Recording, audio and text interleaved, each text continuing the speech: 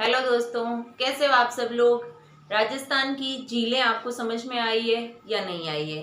राजस्थान की झीलें हम पढ़ चुके हैं। आज हम झीलों से संबंधित ही कुएं, नलकूप और बावड़ी को पढ़ेंगे। कुएं, नलकूप और बावड़ी कुछ ज़्यादा तो नहीं है, लेकिन एग्जाम में कुछ इम्पोर्टेंट बावड़ीज होती है, उनके क्वेश्चंस आ जाते हैं। जैसे चंदन नलकूप है, पाटाडू का कुआं है, तो ये इम्पोर्टेंट है, इनको हम इस लेक्चर में पढ़ेंगे। सबसे पहले हम देख रहे हैं राजस्थान के प्रसिद्ध कुएं एवं तालाब। कुएं दो इम्पोर्टेंट है जिनका अक्सर क्वेश्चन आता है, वो हम इसमें पढ़ेंगे। एक तो बाटाडू का कुआं और एक चंदन नलकूप। चंदन नलकूप को तो हम पहले पढ़ चुके हैं। चंदन नलकूप का संबंध कहाँ से है? जैसलमेर से है। लेकिन बाटाडू का कुआं बायतू, बाड़मेर, ये दोनों ही वेस्टर्न राजस्थान के भाग हैं। बाटाडू का कुआं, बायतू, बाड़मेर, इनको एग्जैक्ट वर्ड टू वर्ड याद रखना है। बायतू स्पेशल वर्ड याद रखना है, बाड़मेर भी याद रखना है। तो ब से बाटाडू, ब से बायतू और बा से बाड़मेर। बाटाडू, बायतू एंड बाड़मेर। और इसे रेगिस्तान का जल महल भी कहते हैं। रेगिस्तान का जल महल इसलिए कहते हैं क्योंकि इसका निर्माण मार्बल से हुआ है, और मार्बल से निर्मित होने के कारण इससे जल रिसाव बहुत कम होता है, और जल रिसाव कम होता है तो ये पानी ज़्यादा उपलब्ध करवा पाता है, और इस कारण इसको रेगिस्तान का जल महल भी कहते हैं। रेगिस्तान का जल महल तो बाटाडू का कुआं है, लेकिन अगर चंदन नलकूप की बात करें तो इसे जैसलमेर थार का घड़ा भी कहते हैं। थार के घड़े को भी हमने डिफाइन किया था कि थार का घड़ा इसे क्यों कहते हैं। थार का घड़ा इसलिए कहते हैं क्योंकि चंदन नलकूप में पानी इकट्ठा हो जाता है, मीन्स घड़े में पानी इकट्ठा हो रहा है और उसको सब लोग यूज कर रहे हैं, तो आसपास के लोगों के पानी की कमी हो जाती है, तो वो चंदन नलकूप से अपना पानी यूज करते हैं। तो चंदन नलकूप, थार का घड़ा और बाटाडू का कुआं, रेगिस्तान का जल महल। नेक्स्ट है पन्ना शाह तालाब। पन्ना शाह तालाब कहाँ है? खेतड़ी, झुंझुनू। पन्ना शाह तालाब तो झुंझुनू में है, लेकिन हम एक पन्ना मीना बावड़ी देखेंगे। वो पन्ना मीना बावड़ी जयपुर से संबंधित है। इसको इस लॉजिक से याद करना है कि पन्ना मंडी कहाँ है। पन्ना मंडी जयपुर में। वैसे हीरा या पन्ना हमारा सेंटर पॉइंट होता है। हम जब फोकस करते हैं तो हम ऐसी चीज को देखते हैं जो हमें बहुत अट्रैक्टिव लगती है, वो अट्रैक्टिव हमारा सेंटर पॉइंट होता है। राजस्थान का सेंटर पॉइंट क्या है? राजधानी, और राजधानी जयपुर। तो जयपुर में क्या है? पन्ना मंडी। जब हम खनिज पढ़ेंगे तो खनिज में भी पन्ना को याद करेंगे, और पन्ना का संबंध जयपुर से है। पन्ना मंडी जयपुर में। पन्ना मीना बावड़ी, पन्ना मीना बावड़ी जयपुर की है, और जयपुर से ही लगता हुआ, एकदम अटैच तो नहीं कह सकते क्योंकि एकदम अटैच तो सीकर का भाग हो गया, उसके थोड़ा सा आगे झुंझुनू की सीमा लगती है जयपुर की। तो जयपुर से थोड़ा सा फर्क है, किसका? झुंझुनू का। तो यहाँ झुंझुनू में तो है तालाब, मीन्स बावड़ी से थोड़ा सा फर्क आ रहा है। तो जयपुर में बावड़ी, पन्ना मीना बावड़ी, और पन्ना सा तालाब, झुंझुनू, खेतड़ी। और नेक्स्ट है राजस्थान में सर्वाधिक तालाब। तो राजस्थान में सर्वाधिक तालाब कहाँ है? भीलवाड़ा में। तालाब एंड कुओं के बाद में हम बावड़ी पढ़ते हैं। तो सबसे ज्यादा बावड़ी कहाँ है? बूंदी में। और बूंदी को क्या कहते हैं? बावड़ियों का शहर। बावड़ियों का शहर बूंदी, और इसे ही इंग्लिश में कहते हैं स्टेप वेल्स सिटी। तो इंग्लिश में भी याद रखना है, स्टेप वेल्स सिटी बूंदी में। बूंदी में बावड़ियों का शहर। ब से बूंदी और ब से बावड़ी। तो बूंदी में बावड़ी, और सबसे ज्यादा तालाब कहाँ है? भीलवाड़ा में। और सबसे ज्यादा बावड़ी कहाँ है? बूंदी में। तो बूंदी और भीलवाड़ा पास पास में ही है, तो बूंदी से तो बावड़ी और तालाब भीलवाड़ा। ब से बावड़ी याद रखना है, और बाकी बचा क्या वर्ड है? तालाब। तो तालाब का संबंध हो जाएगा भीलवाड़ा। ये आपको कंफ्यूज नहीं करेगा। ब से बूंदी, ब से बावड़ी एंड तालाब भीलवाड़ा। तो बूंदी में कौन कौन सी बावड़ी हैं? बूंदी में अनारकली, गुलाब और रानी की बावड़ी, सारे ही लेडीज से ही संबंधित है। तो बूंदी क्या लेडीज को ज्यादा पसंद है क्या? बूंदी से जैसे गुलाब, रानी का कलर कैसा है? गुलाबी कलर है, और पहना क्या है? अनारकली।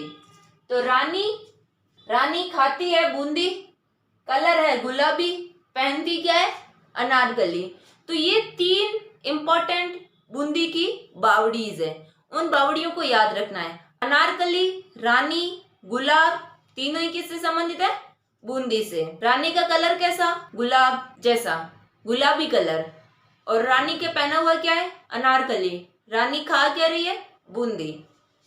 और सिर्फ रानी बूंदी से ही संबंधित नहीं है, रानी टोंक में भी पहुंच गई है, क्योंकि सीमा लग रही है ना दोनों के, इसलिए पास पास में। लेकिन यहाँ हाड़ी रानी है और यहाँ सिर्फ रानी है, तो हाड़ी रानी तो टोंक में है, और सिर्फ रानी की बात करो तो वो बूंदी में। हाड़ी रानी टोंक में भी टोडा रायसिंह सिटी में। तो टोडा रायसिंह सिटी को भी याद रखना है। टोंक की क्या सिटी है, टोडा। तो टोंक एंड टोडा ये हाड़ी रानी का है, लेकिन बूंदी में सिर्फ और सिर्फ रानी है। नेक्स्ट है दौसा। दौसा में क्या बावड़ी है, छोटी बावड़ी, बड़ी बावड़ी, चांद बावड़ी। चांद बावड़ी स्पेशली वर्ड याद रखना है, आभानेरी दोषा। तो आभानेरी में चांद बावड़ी है। छोटा बड़ा सारा किसका दोष है, चांद का। तो हमें ऐसे याद रखना है, छोटा दोष भी चांद का है, बड़ा दोष भी चांद का है, और है क्या, दोष। तो दोषा में छोटा दोष, बड़ा दोष, सारा ही दोष है। एंड नेक्स्ट है जोधपुर में। जोधपुर में क्या है, भूत बावड़ी। वैसे तो सबसे ज्यादा डरावना प्लेस या फिर डरावना किला जो हम याद रखेंगे वो है भानगढ़ किला। भानगढ़ किला अलवर का है, जिसको एक तरीके से डरावने किले के रूप में जाना जाता है या फिर भूत प्रेत का निवास माना जाता है। तो डरावना किला भानगढ़ अलवर में, लेकिन जो भूत बावड़ी है वो जोधपुर की है। तो इन बावड़ियों में हमने पढ़ा है, सबसे पहले बूंदी में बावड़ी, देन टोंक में, देन दौसा की, और देन जोधपुर की। नेक्स्ट बावड़ी है सिरोही की। तो सिरोही में 2 बावड़ी इंपॉर्टेंट है, लाहिनी और दूध बावड़ी। लाहिनी प्राचीन बावड़ी है और दूध बावड़ी, वैसे हमने एक और याद किया था, दूध तलाई झील। दूध तलाई झील कहाँ की है, उदयपुर की, लेकिन दूध बावड़ी कहाँ की है, सिरोही की।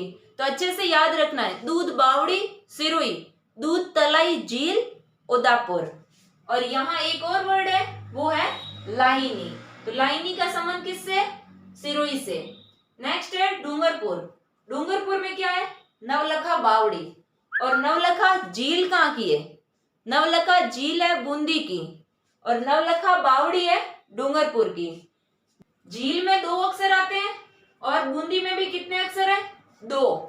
तो झील तो है बूंदी की, और बावड़ी की बात करें तो वो है डूंगरपुर की। अच्छे से याद रखना है, नवलखा बावड़ी डूंगरपुर एंड नवलखा झील बूंदी। नेक्स्ट है उदयपुर।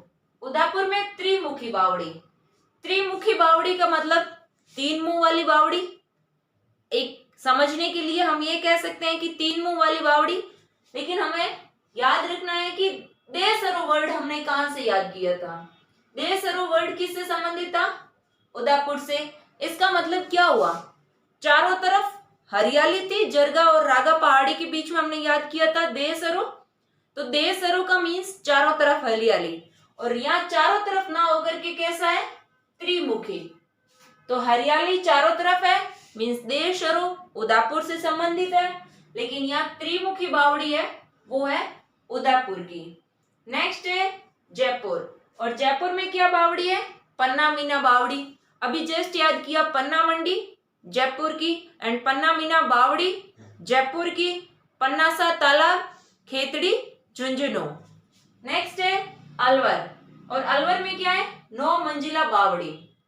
9 मंजिला बावड़ी अलवर में भी नीमरा नाम है। 9 मंजिला बावड़ी अलवर में बावड़ी है, लेकिन कल हमने एक झील याद की थी, सिलीसेड झील।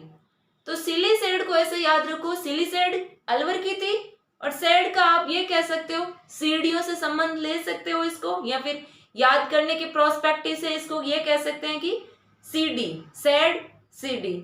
और सीडी है तो कहीं ना कहीं तो यूज हो रही होगी, तो 9 मंजिला बावड़ी है तो हमें सीढ़ियों की जरूरत पड़ रही है। 9 मंजिला बावड़ी है तो हमें सीढ़ियों की जरूरत पड़ रही है, इसलिए सिलीसेड झील हमने बनाई है कहाँ? अलवर में।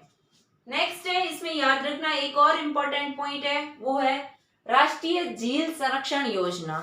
झील को संरक्षित करने के लिए एक योजना चल रही है और चला कौन रहा है? केंद्र सरकार। वैसे वर्ड क्या है? राष्ट्रीय। तो राष्ट्रीय है तो सीधा ही अपने आप वर्ड डिफाइन कर रहा है कि कौन चला रहा है? केंद्र सरकार। और केंद्र सरकार एक योजना चला रहा है किसके लिए? झील संरक्षण के लिए। कब से? 1 अप्रैल 2016 से चला रहा है। तो ये अपने कुछ बावड़ी है, तालाब है और कुएं हैं, इनको अच्छे से याद रखना। ये जो इम्पोर्टेंट थे वो हमने आज पढ़ लिए हैं।